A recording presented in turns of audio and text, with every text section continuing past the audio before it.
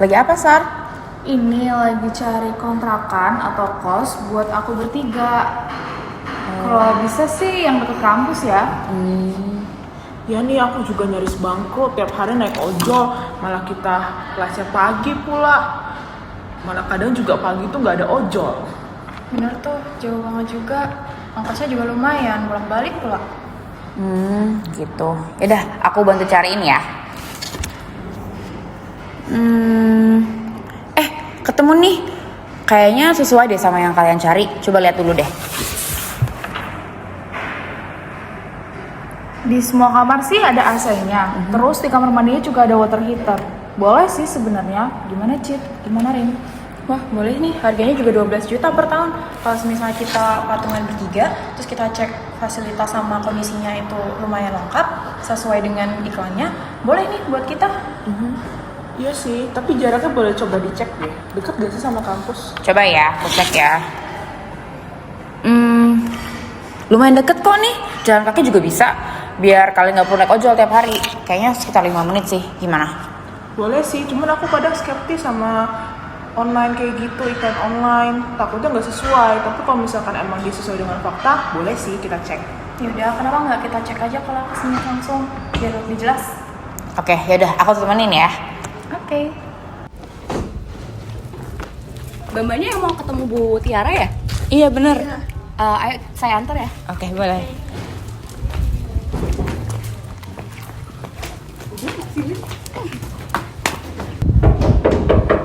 Bu Tiara, Iya. ada yang mau lihat password? Oh, ini yang di WA tadi ya? Atas nama Mbak Sari? Iya Ibu. Oke, sudah boleh dilihat dulu ya. Oke Bu, mari Bu.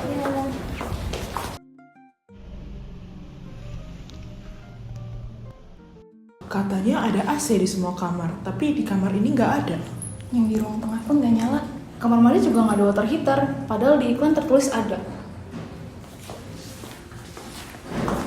Jadi gimana Mbak mau ngekos di sini nggak? Sorry banget Ibu, tapi apa yang Ibu iklanin sama apa yang kita lihat sekarang itu jauh beda, Bu. Masalah AC sama pemanas ya. Kalau masalah AC itu memang lagi diservis. Kalau pemanas nanti bisa dipasang kok. Dan kos ini udah paling murah banget dibanding daerah lain. Masa gara-gara pemanas sama AC kalian mau batalin? Ya masalahnya sih bukan mahal atau murahnya ya Ibu, ini masalahnya nggak sesuai sama informasi yang kita dapat. Betul Bu, kalau ada perubahan wajar dong kita minta solusi sebelum ketandatangan kontrak. Harga yang Ibu tawar di iklan kan 12 juta per tahun ya Bu. Tapi untuk sekarang nggak ada AC dan water heater, menurut saya itu tinggi sih Bu.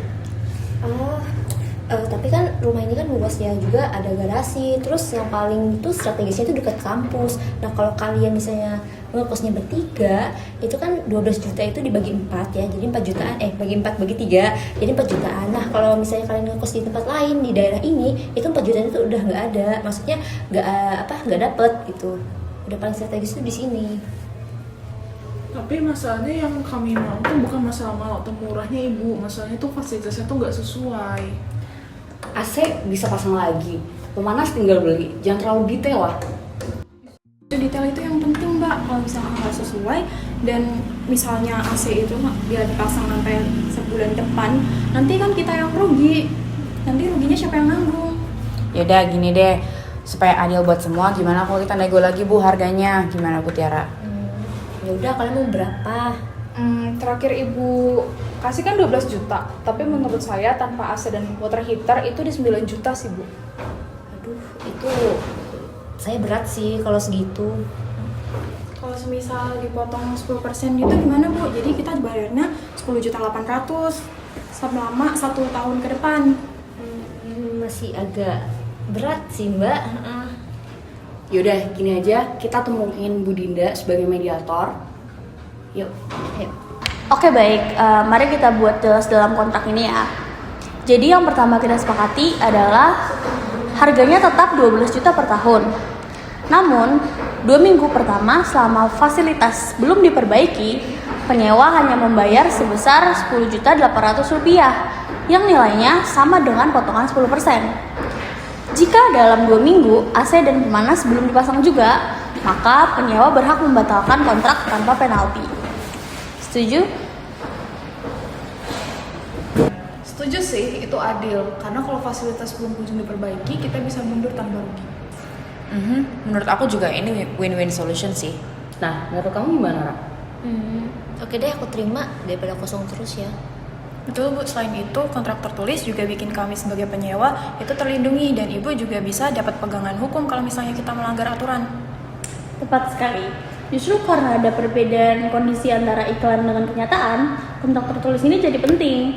Karena tanpa kontrak tertulis itu, salah satu pihak bisa merasa ditipu atau dirugikan. Oke, kita buat kontraknya sekarang. Baik, karena kedua belah pihak sudah setuju dan disaksikan oleh Mbak Maya dari pihak penyewa dan Mbak Alma dari pihak Mutiara, saya akan bikin kontraknya.